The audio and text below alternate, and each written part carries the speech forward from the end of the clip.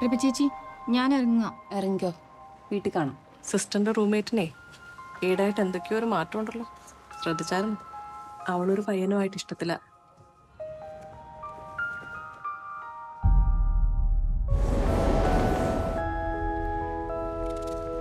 ഇത് പ്രവേശിക്കാണല്ലോ.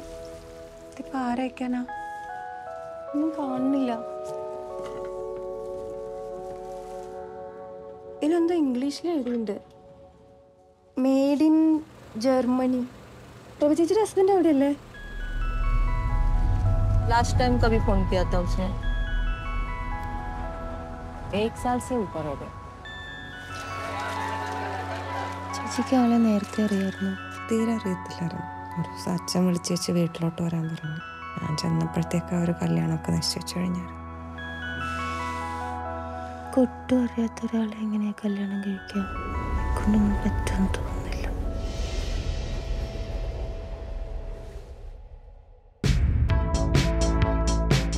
അതിനെൻ്റെ മോനെ രാത്രി വരെ കാത്തിരിക്കേണ്ടി വരും. പക്ഷേ തൽക്കാലത്തേക്ക് ഞാൻ ഈ മേഘത്തിൻ്റെ കയ്യിൽ കുറച്ച് ഉമ്മ കൊടുത്തു വിട്ടാലോ?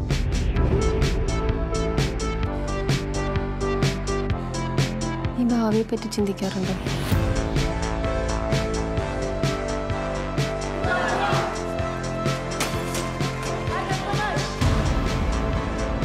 ആൾക്കാരെ നമുക്കറിയാം തോന്നുന്നു, പക്ഷെ നല്ലതാണ് വലിയ സമയമൊന്നും വേണം.